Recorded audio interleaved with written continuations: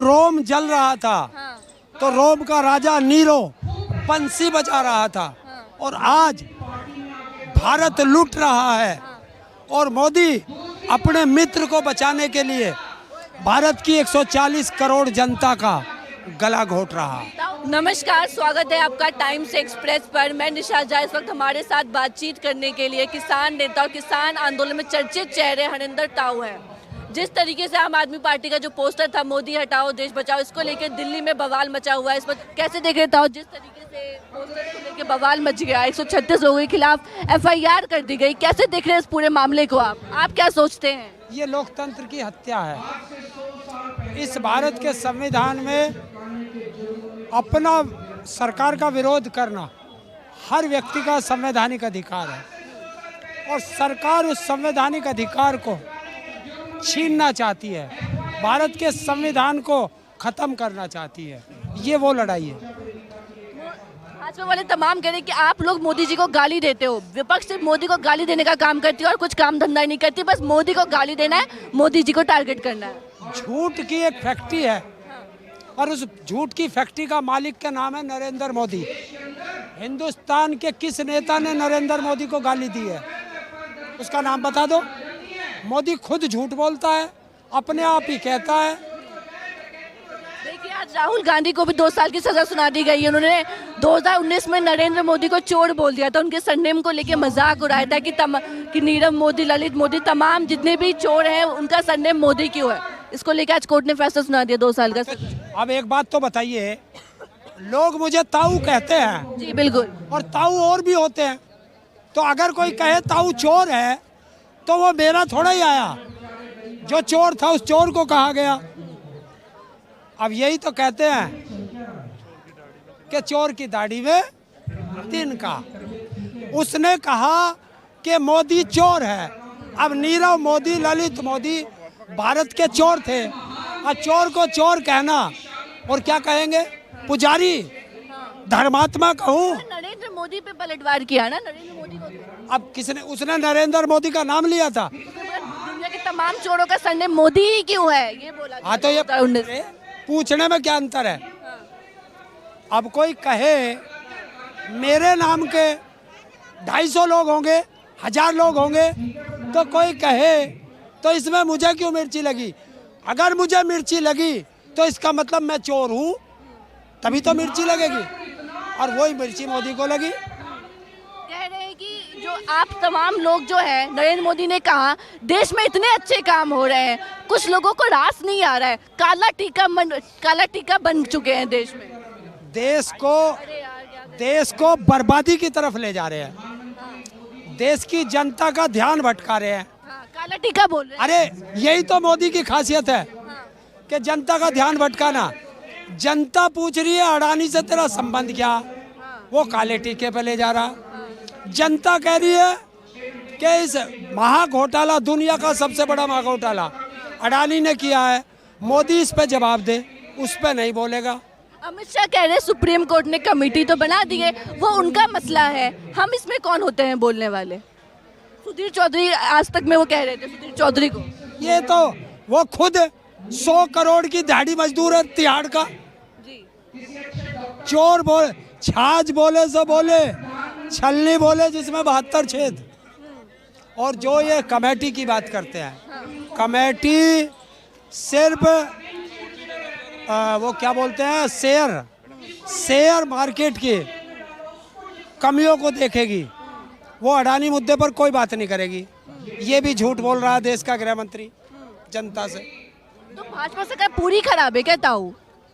देखिए, प्रधानमंत्री मोदी झूठिस्तान का बादशाह है, झूठिस्तान का बादशाह है। हाँ। और जितने मंत्री और सांसद हैं बीजेपी के, हाँ। ये उसके वजीर हैं। हाँ। तो मोदी कहता है, मोदी का वो भाषण भी देख लेना, झूठ बोलो, बार बार बोलो, हर बार बोलो, जोर से बोलो, जब तक जनता उसे सच ना समझे तब तक बोलते रहो। और वही झूठ बोल रहे हैं। तो नरेंद्र मोदी बार बार कांग्रेस पर पलटवार करते हैं, कह रहे हैं कि कांग्रेस सरकार ने कुछ नहीं किया, परिवारवाद की पार्टी थी, वंशवाद की पार्टी थी। येदुरप्पा कर्नाटक में, वो मुख्यमंत्री रहा, उसका लड़का विधायक।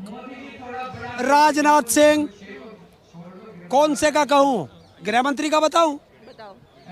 गृह मंत्री, उसका बेटा बीसीसीआई में, उसे जिसको ये पता नहीं कि गेंद कितने सेंटीमीटर की होती है, बल्ला कितना बड़ा होता है, वो बीसीसीआई का चेयरमैन। तभी तो मैं कहता हूँ कि अनपढ़ों के हाथ में, बेवकूफ़ों के हाथ में देश चला गया, इसलिए देश बर्बाद हो रहा। नरेंद्र मोदी तो कहते हैं विपक्ष मेरी कब्र खोदने की तैयारी कर रहा है, लेकिन मैं सीना ठोक के बोलता हूँ मैं किसी से डरता नहीं हूँ, मैं अकेला काफी हूँ सब पे। कह रहे वो अकेला काफी हूँ मैं सब पे। कौन? नरेंद्र मोदी कह रहे हैं संसद में, मैं अकेला काफी हूँ। और वे जो पीछे बैठे थे 300 सांसद, वे क्या थे? चपरासी, क्या थे वो? और जो कहता हूँ मैं डरता नहीं। पंजाब गया था, हाईवे पे था, 7 किलोमीटर दूर किसान बैठे थे और हाईवे से वापस चला आया, और एयरपोर्ट पे आके कहता है कह देना अपने मुख्यमंत्री से मैं जिंदा लौट आया। इसे डर कहते हैं। तो एक आप किसान नेता भी हैं, तो आपसे ये पूछना चाहती हूँ, लगातार किसान प्रदर्शन कर रहे हैं, तो क्या उनका जो मसले हैं सरकार नहीं सुन रही है? क्या लगता है सरकार सुनेगी उनके मसले? देखिए, किसान अपनी मांगों को लेकर सड़कों पे है, युवा अपनी मांगों को लेकर सड़कों पे है, मजदूर अपनी मांगों को लेकर सड़कों पे है, महिलाएं अपनी मांगों को लेकर सड़कों पे है, व्यापारी अपनी मांगों को लेकर सड़कों पे है, कर्मचारी अपनी मांगों को लेकर सड़कों पे है। तो फिर क्या होगा इस देश का? देश की हालत इतनी खराब हो गई है क्या? ये दिखाई नहीं दे रही? देश बर्बादी की तरफ जा रहा है। और जिस तरीके से जब रोम जल रहा था तो रोम का राजा नीरो बंसी बजा रहा था, और आज भारत लूट रहा है, और मोदी अपने मित्र को बचाने के लिए भारत की 140 करोड़ जनता का गला घोट रहा है। तो एक पोस्टर के नाम पे, सिर्फ एक मामूली सा पोस्टर, उसमें कुछ भी आपत्तिजनक बात नहीं लिखी थी, मोदी हटाओ देश बचाओ, एक नॉर्मल जो विपक्ष का काम होता है सरकार को घेरना, इस पे दिल्ली पुलिस ने कार्रवाई कर दी। क्या ये लोकतांत्रिक देश में यहाँ तो बदलाव होता रहता है, सरकारें बदलती रहती है, आती जाती रहती है, क्या तो क्या ये माहौल ऐसा ही होता रहेगा? जो भी बोलेगा सरकार के खिलाफ उसको पुलिस की कार्रवाई हो जाएगी। इसीलिए हम लोग कहते हैं कि भारत में लोकतंत्र नहीं है, भारत तानाशाह की तरफ जा रहा है। यही वो लोकतंत्र की हत्या है, यही संविधान की हत्या है, और इसीलिए हम कहते हैं कि सब इकट्ठे हो, हमें तानाशाह से लड़ना है। तानाशाह से लड़ना है? तो मोदी जी आपको तानाशाह ही लग रहे हैं। और तानाशाह नहीं है कि अपनी बात कहने का किसी को अधिकार नहीं है। क्या लग रहा है जिस तरीके से ये माहौल बनता जा रहा है, आज जनता सड़कों पे है, ये जो पोस्टर के खिलाफ सड़कों पे प्रोटेस्ट कर रही है, तो इस राज्य में इस साल 6 राज्यों में चुनाव भी है, 3 राज्यों में हो चुके हैं, 3 राज्य जीत गए, 6 राज्यों में चुनाव में क्या होने वाला है? 24 का चुनाव भी नजदीक है। पहले मेघालय में 60 में से सरकार तो बना ली ना। अब एक बात तो बताओ, 60 सीट की असेंबली, और अच्छा कह रहे हैं कि राहुल गांधी का क्या फायदा हुआ, हम जीत गए तीनों राज्यों में, तीनों राज्यों में बीजेपी जीत गई ना। 60 सीट की असेंबली, 2 सीट पे बीजेपी जीती, 58 पे हारी सरकार हमारी। वो तो कह रहे सरकार बना ली हमने। कहने से क्या होता है? मैं जीत गए, जनता ने विश्वास दिलाया हमें, वो लगातार कह रहे, वही बात मैंने बोली। 60 में से 58 को हराया, जनता का विश्वास है। मेघालय के मुख्यमंत्री के साथ चुनाव से पहले देश का प्रधानमंत्री और गृह मंत्री कहता था दुनिया का सबसे भ्रष्ट मुख्यमंत्री, और जब सरकार बनाने का नंबर आया वो प्यारा हो गया, सबसे अच्छा हो गया।